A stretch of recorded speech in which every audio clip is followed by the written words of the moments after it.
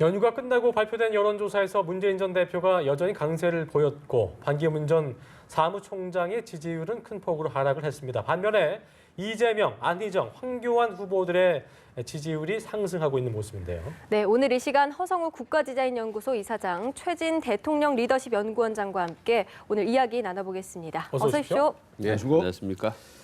자, 어제 그 반기문 전 사무총장이 기자간담회에서 어떤 얘기가 나올지, 그러니까 기본적으로 설 연휴가 끝나고 나서도 여론조사에서도 상당히 좀 뒤진 모습으로 나타났는데요. 일단은 개헌이 화두였습니다. 그리고 좀 차이가 있다면, 이전과 차이가 있다면 정파를 초월한 개헌 추진협의체 구성이라는 점에서 새로운 제안이긴 했지만 이전과는 크게 다르지 않다, 이런 또 평가를 받고 있는데, 일단 어제 반기문 전 총장의 개헌 추진협의체 구성 발언 어떻게 보셨습니까? 1차적으로 일단 반기문 전 사무총장이 이제 중도를 포기하느냐, 또 그대로 계속 갈 거냐 하는 그 부분에 대한 의문을 일단 1차적으로 불식시켰다. 일단 그 부분에 대해서는. 그리고 또 하나는 뭐냐면은 일단 그 개헌이라는 고리를 통해서 사실 프레임 전쟁이 이제 시작됐다. 네. 왜냐하면은 문재인 대표의 정권 개최론, 그 다음에 반기문 전 사무총장의 개헌 연대, 이 두 프레임을 만들어서 가야 되는데, 기본적으로 어제 기자회견은 1차적으로 반 전 총장의 목표 지향점이 일단 찍었다. 목표 지향점을 일단 만들었다. 일단 그렇게 봐야 되고요.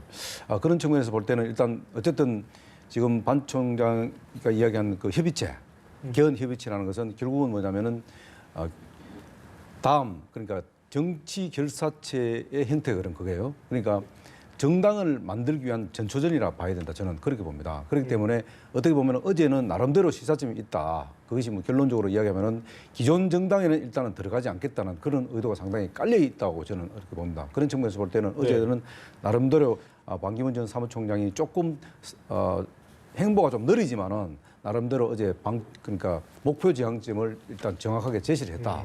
그런 측면에서 볼 때는 의미가 있다고 봅니다. 네, 최진 부총장님은 어떻게 보셨습니까? 그러니까 개헌 협의체라는 것이 말하자면 반문 개헌 연대를 통한 빅텐트, 이거 아니겠습니까? 예. 근데 빅텐트를 하려면 그 텐트의 속성을 알아야 됩니다. 빅텐트가 만들어진 우선 텐트의 기본 골격, 큰 기둥이 있어야 되거든요. 그 기둥이 뭐냐면은 반기문 전 총장의 특유의 어떤 국적 청사진, 그 다음에 콘텐츠, 그 다음에 최소한의 지지 기반, 이게 있어야 되거든요. 어떻게 개헌은 왜 하며 어떻게 할 것이며 이게 왜 불가피한 것인지 이걸 설명할 수 있는 구체적인 청사진, 이게 있고 난 다음에 사람들을 만나야 되는 건데 지금 아직 이 부분이 명확하지가 않습니다. 이게 명확하지 않은 상태에서 그냥 막연히 우리가 개헌할 사람 다 이리 모여라 라고 이렇게 공개적으로 천명하면 어느 누가 기다렸다는 듯이 우르르 몰려들겠습니까? 그래서 항상 제가 강조하는 것이 좀 선후가 바뀌었다. 우선순위가 바뀌었다. 먼저 본인의 어떤 국정 청사진을 바뀐 다음에 그 다음에 행보를 해야 되는 건데 네. 자꾸 이게 없이 먼저 밖으로 나와 돌아다니기 때문에 이 산토끼를 잡기 위해서 산으로 돌아다니는 격이다. 그래서 집토끼는 계속 지금 겉돌고 있는 이런 상태다. 이런 점이 좀 상당히 아쉽다고 생각을 합니다. 알겠습니다. 예. 저는 이제 그 부분에 대해서 조금 한 말씀 드리고 싶은 게, 네. 우리가 반 전 총장에 대해서 국내 정치에 대해서 너무 과도하게 이렇게 희망을 걸지 않았냐. 왜냐하면 지금 반 전 총장이 만나려고 하는 사람, 또 만났던 사람들은 대부분 다 정치 고수들입니다. 근데 반 전 총장만 사실 어떻게 보면 국내 정치 아마추어예요. 그렇기 때문에 만나는 사람들마다 결론을 못 내리고 만나는 사람들마다 뭔가를 조금 부정적인 시그널을 만들어 왔어요. 그거는 뭐냐면은 결국 국내 정치에 아직 제대로 지금 적응을 못 했다는 뜻입니다. 네. 그래서 어제 이제 그나마 개헌을 고려를 한 정치 결사체를 만들겠다고 했고, 그 다음에 제가 볼 때는 2차적으로 좀 있으면은 그러면 그 개헌을 고려를 한 결사체를 누가 주도할 건가?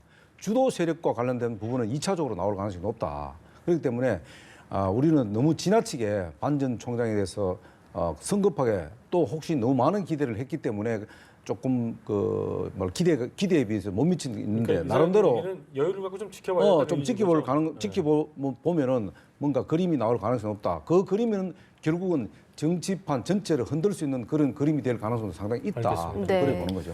네, 말씀하신 대로 개헌 협의체에 대해서 반 전 총장이 제안을 했는데요. 여야 반응은 싸늘했던 것 같습니다. 특히 범여권에서도 반응이 좋지 않았는데 좀 실현될 가능성이 있다고 보십니까?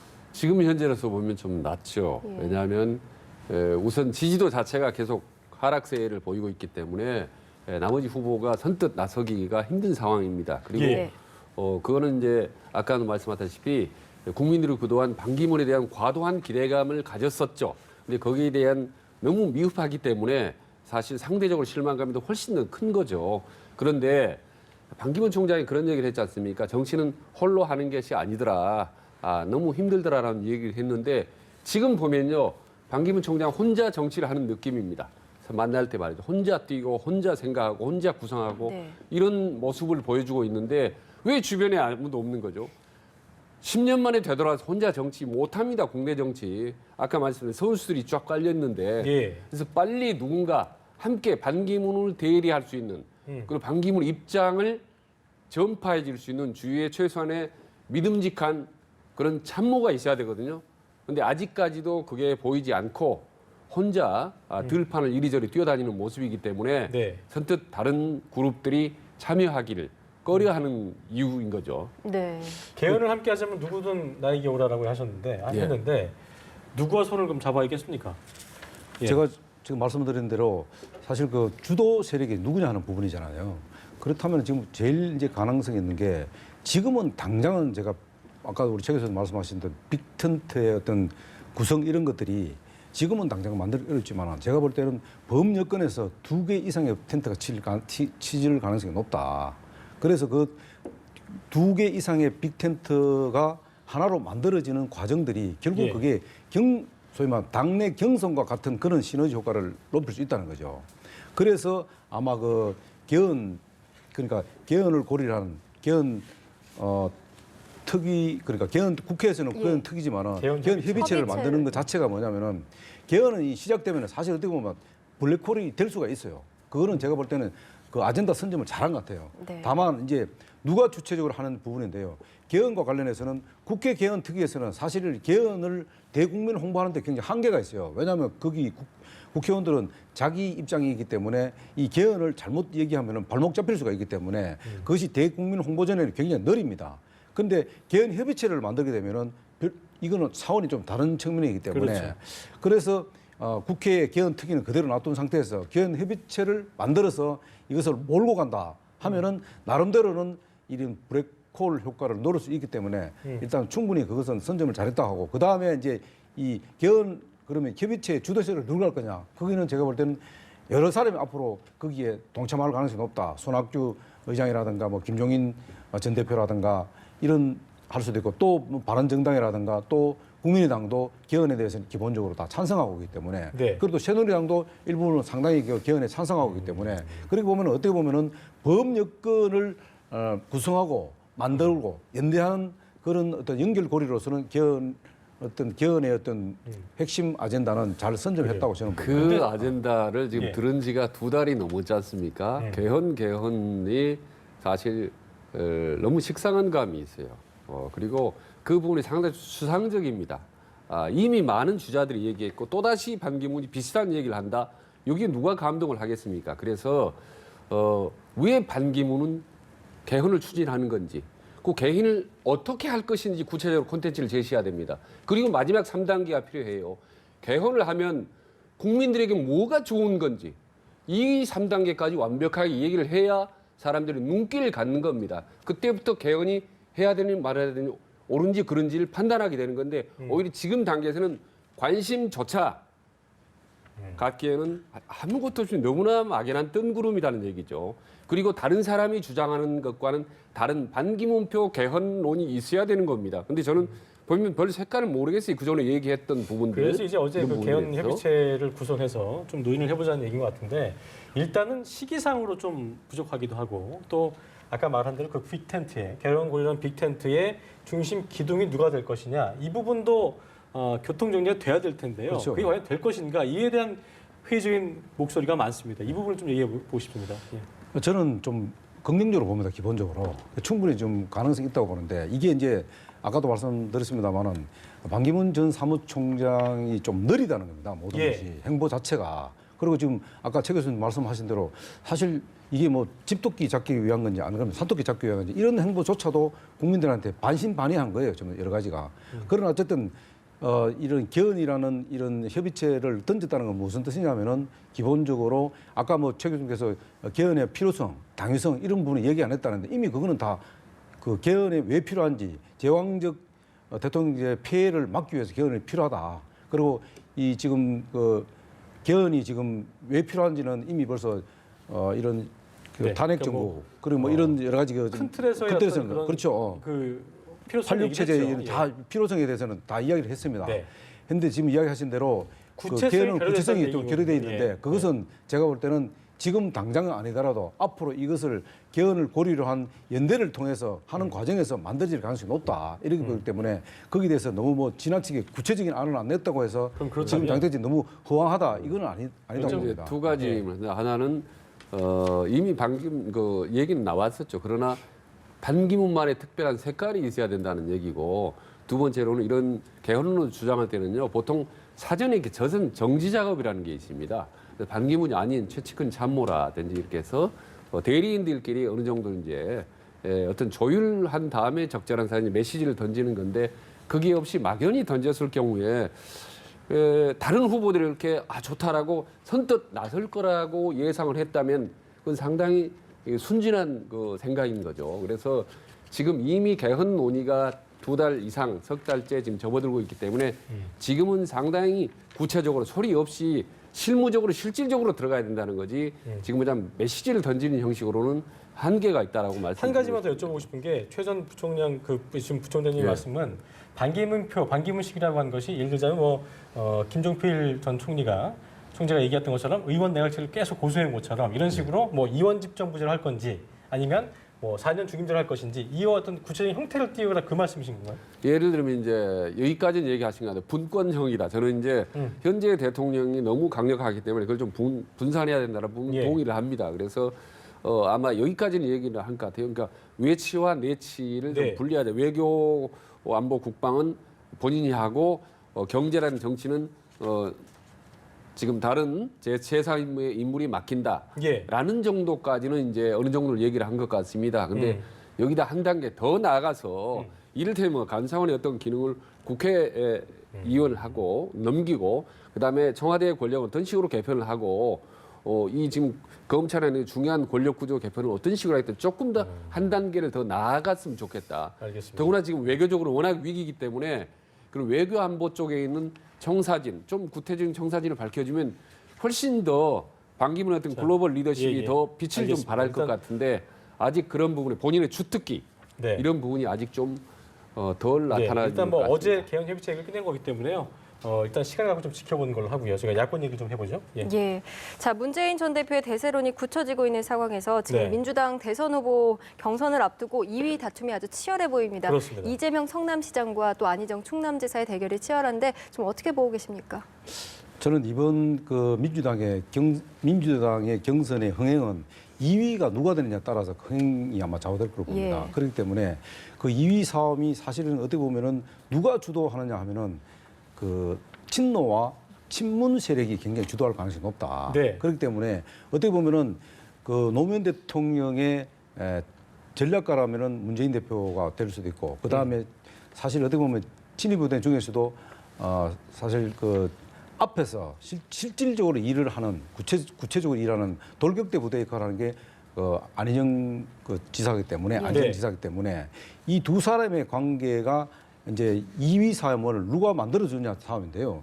결국은 안희정 지사가 2위 될 가능성이 높다. 왜냐하면은 사실 그 이재명 성남시장 같은 이재명 후보 같은 경우는 사실 사이다 발언으로 사실은 굉장히 지금 폭발적으로 네. 인기를 얻었지 않습니까? 예. 근데 사이다라는 것은 제가 개인적으로 김이 빠지면은 맛이 없어요.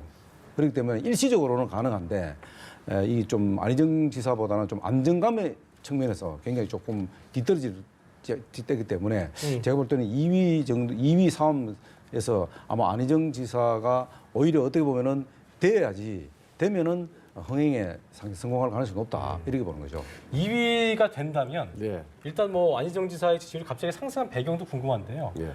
그 배경 하나 짚어주시고 또 2위가 된다면 그 자리에 머물러 있을 것인지 지금 이제 슬슬 얘기가 나오고 있는 김종인 전 대표와 손을 잡고 어떻게 이 민주당을 빠져나와서 제 3지대 결성을 할 것인지 이런 부분도 좀 저희가 고민을 해봐야 될 것 같습니다. 네. 어떻게 좀 보고 계십니까? 그러니까 이재명이 사이다라고 한다면 안희정은 이제 콜라처럼 톡톡 튀는 면이 상당히 좀 있는 것 같아요. 예. 근데 둘 다 오래 먹으면 이빨이 상하지 않습니까? 김이 새고 그런데 안희정 같은 경우는 그런 이제 콜라의 어떤 카페인이나 안 좋은 요소를 많이 좀 완화시키는 노력을 많이 하는 것 같아요. 예. 말하자면 이제 좀 식혜 같은 느낌을 좀 준다고 할까? 말하자면 노무현 전 대통령 핵심적인 측근이면서도 상당히 중도적 행보를 얻고 있지 않습니까? 특히 지금 앞으로 안희정 후보는 좀 상승할 가능성이 높다. 예. 저는 이제 그 이유 중에 하나가 남경필 효과라고 보는데 아주 좌파적이고 진보적인 단체장 후보이면서도 전혀 다른 색깔이 다른 어떤 새누리당 출신, 지금은 이제 바른정당에 있지만은 그렇죠. 과 서로 뭐 총리하겠다는 서로 그 협치하는 듯한 모습을 보이는 것, 네. 이런 중도적인 행보가 안희정의 어떤 진보적인 행보에 맞춰서 상승작용을 시너지 효과를 발휘하고 있다고 보는 겁니다. 그래서 아마 탁탁 치고 나갈 거고 예. 두 사람 이재명과 안희정이 이제 막판에 50대와 개혁성 둘 다 단체장 비슷합니다. 그래서 이제는 차별화를 위해서 서로 치열한 경쟁을 벌일 거다. 그 차별화는 문재인에 대한 공격으로 나타날 가능성이 높다.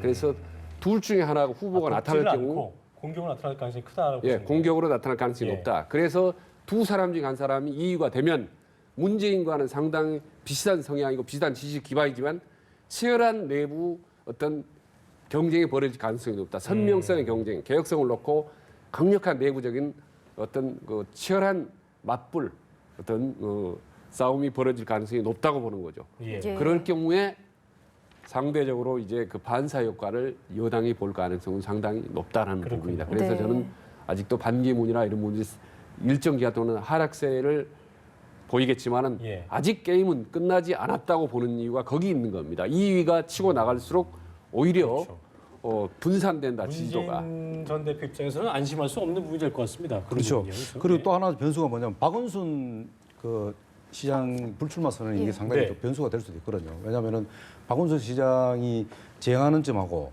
또 안희정 지사가 제안하는 점에 거의 공통점이 상당히 많아요. 그러다 보니까 박원순 시장이 불출마 선언하면서 그 지지 세력들이 어디로 갈 것인지 이 굉장히 좀 관심이 많은데 지금 여러 가지 지금 구도상으로 보면은 안희정 지사 쪽으로 갈 가능성이 높다. 그렇기 때문에 2위, 3 치열한 과정에서 변수는 역시 박원순 시장의 변수가 상당히 작용할 가능성이 높다. 네. 그렇게 보고요. 그다음에 아까도 제가 말씀드렸지만 이 양자 구도를 누가 만들 것이냐 하는 부분인데요.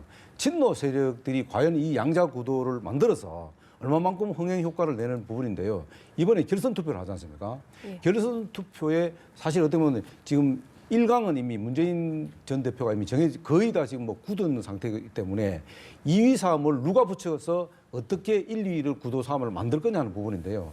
그 부분은 사실 어떻게 보면은 모험을 하지 않을 가능성이 높다. 친노 세력에서. 왜냐하면 이재명 시장 같은 경우는 굉장히 불안정하지만은 하여튼 치고 올라오는 데는 굉장히 능숙하거든요. 그렇기 때문에 그런 불안한 구도로 갔을 경우에 문재인 대표도 어떻게 흔들릴 수도 있기 때문에 제가 볼 때는 일단 안희정 지사를 선택할 가능성이 높다. 친노 세력에서. 네. 그것도 하나의 변수라고 저는 생각합니다. 아까 최진 부총장님께서는 그 야권 내에 2위, 1, 2 세력 다툼이 어떻게 여당에는 좀 반사 효과를 줄 수 있다 이런 말씀을 하셨는데 이 부분에 대해서는 좀 어떻게 보십니까? 그게 반사 효과를 보기에는 제가 볼 때는 그렇게 큰 영향이 없을 거로 봅니다. 오히려 이 지금 그 민주당의 어떤 경선 이 효과가 사실은 굉장히 대선에 영향을 미칩니다. 근데 사실 어떻게 보면 범여권에서는 그때까지 경선하는 과정에서 빅텐트가 치지 않으면은 그쪽으로 다 쏠리게 돼 있습니다. 예. 쏠리게 되기 때문에 민주당 쪽으로 이 경선에 쏠리게 되고 이 흥행 효과가 일어나지 않습니까? 1, 2차가 결선까지 가서 치열한 싸움이 일어나면은 모든 국민들의 관심이 그쪽으로 쏠리게 될 수가 있습니다. 반면에 그 사이에 정말로 경선 흥행을 능가하는 빅텐트가 만들어지면은 오히려 분산될 수도 있고 이 표가 그렇게 쏠리는 현상은 없을 가능성이 높다. 네. 그렇기 때문에 문재인 후보가 굉장히 불안한 게 바로 거기에 있다는 거예요. 그래서 이쪽 범여권의 구성이 어떻게 만들어지느냐. 빅텐트가 만들어져서 그것이 단일화되면서 범여권 단일화 과정이 구성되는 과정들이 굉장히 국민들한테 감동을 주면은 그것은 반드시 오히려 민주당의 경선을 능가할 수 있는 그런 상황이기 때문에 그 지지율 갖고는 그러니까 민주당의 국민의 경선이 국민들한테 감동을 주면은 사실은 문재인 대세로는 그대로 갈 수밖에 없는 네. 거예요. 그러니까, 근데 네. 그 과정에서 이제 중요한 포인트라고 할까 변수 중에 하나가 저는 박원순 시장이라고 봅니다. 왜냐하면 과연 이제 출마를 선언한 이후로 그대로 가만히 있을 것인지 아니면 누군가를 적극적으로 지지할 수 있을지 이게 한번 우리가 지켜봐야 된다고 보거든요. 2위 경쟁을 하는 과정에서 안희정이나 이재명 어느 한쪽을 박원순 시장이 적극적으로 지지하고 공개적으로 지지하고 그리고 문재인 전 대표하고 강력한 대립각을 세울 경우에 그러면 민주당 내 판도가 다극화될 수가 있다. 그럴 경우에는 판도 전체가 다극화되기 때문에 상대적으로 여당이 유리할 수도 있는 지형이 만들어질 수 있다는 그 가능성을 저는 얘기한 겁니다. 그런 네. 점에서 우리 박원순 시장이 앞으로 행보는 우리가 좀 유심히 좀 살펴볼 필요가 있다고 예. 봅니다. 아까도 말씀드렸습니다만 김종인 전 대표의 어떤 행보도 기대해 봐야 될 게 네. 일단은 이전부터 문재인 전 대표와 대립각을 세워왔기도 했고 일단 문 전 대표는 김종인 전 대표의 어떤 탈당설에 대해서 일축을 했지만 네. 이거는 그 문 전 대표 얘기인 거고 김종인 대표가 일단 두 사람 사이에서 루비콘강을 건넜다는 분석도 나오고 있거든요. 그러면 특히나 이제 분권형 개헌과 맞물린 총리 후보군으로 좀 예상이 되면서 네. 직접 이제 킹메이커하지 않겠다. 내가 뛰어들겠다. 이런 얘기를 해온 만큼 어떻게 보면 아까 밖으로 나갈 수 있지 않겠냐. 이런 부분에 대해서 좀 예상을 해볼까요? 본인은 그 부분에 확실히 본인도 결정을 못하는 것 같아요. 상황의 흐름을 봐서 킹으로 뛰어들 수 있고, 얘기했다고 했는데 일단은 그 다음에 여의치 않으면 킹메이커로 할 수 있는데 저는 김종인 전 대표가 상당히 좀 파괴력이 있다고 보는 이유가 뭐냐면 예. 개헌론에 관한 콘텐츠가 확실히 갖고 있거든요. 예. 저 양반은 확실한 개헌을 이론을 갖고 또 독일에서 박사를 해온 사람이기 때문에 독일식의 여러 가지 분권형 개헌론을 갖고 있는 사람입니다. 네. 거기다가 경제 민주화라는 또 브랜드까지 가지고 있죠. 또 경제에 대해서 내부적으로도 상당히 여러 가지 인적 파워를 좀 갖고 있는 사람입니다. 그래서 네. 김종인이 어느 쪽으로 연계를 하느냐, 힘을 합하느냐에 따라서 그 개헌론의 세력은 상당히 탄력을 받을 수가 있다고 봅니다. 반 전 총장과 손잡을 가능성도 저희가 배제할 수 없죠. 있잖아요. 예. 저는 이제 1차적으로 기본적으로 뭐 어디를 가느냐 이거보다는 김종인 전 그 대표 같은 경우는 1차적으로 우리가 지켜볼 부분은 뭐냐면 민주당에서 나올 거냐 말 거냐 1차적으로. 그 탈당을 하거든요. 왜냐하면은 본인이 지금 탈당하게 되면 현직 지금 그 국회의원을 그만두게 되잖아요. 그렇죠. 그 모험이에요. 1대 모험이에요. 그렇다면은 그만둘다면은 1차적으로 그만둔다면은 그 국회의원직을 던지면서 그만둘 때는 뭔가 나름대로 그거보다 더 큰 그림을 그려야 된다는 거죠. 그렇기 때문에 지금 말씀하신 대로 뭐 지금 국민의 정당으로도 갈 수도 있고 예. 또 아니면은 반기문 전 총장하고 쉽게 말하면은 분권을 고리로 한 연대도 할 수 있고 여러 가지 지금 가능성이 있고요. 또 어떻게 보면은 개인이 지금 킹메이커를 안 한다 했으니까 본인이 또 뭐 어떤 또 구상을 개인적으로 할 수 있을 가능성이 높기 때문에 이러나 저러나 김종인 전 대표를 잡는 사람이 결국은 이번 대선에서 상당히 중요한 고지에 점할 수 있다. 특히 문재인 대표하고의 관계라는 것은 문재인 대표가 어제도 기자회견에서 김종인 대표에 대해서 크게 언급 안 했습니다만 예. 그러나 4.13 총선을 통해서 문재인 대표하고 김종인 전 대표 간의 어떤 신뢰관계 이런 것들은 직간접적으로 들어보면은 상당히 금이 같다. 그런데 이제 그것을 어떻게 문재인 대표가 이제 포용을 하고 담느냐 하는 부분인데 거기까지는 좀 너무 많이 지금 진도가 나가기 때문에 지금은 가장 중요한 것은 민주당을 탈당할 것이냐 말 것이냐 그 네. 부분을 일단 지켜봐야 될 것 같다. 김 전 대표가 방독 기간 중에 본인의 거취에 대한 생각을 정리해서 귀국 후 입장을 표명할 것이라는 관측이 나오고 있기 때문에 일단 저희 이 부분도 시간 갖고 저희 좀 지켜봐야 될 부분인 것 같습니다. 예. 네, 오늘 허성우 국가디자인연구소 이사장, 최진 세한대 부총장과 함께했습니다. 두 분 고맙습니다. 두 분 고맙습니다. 예.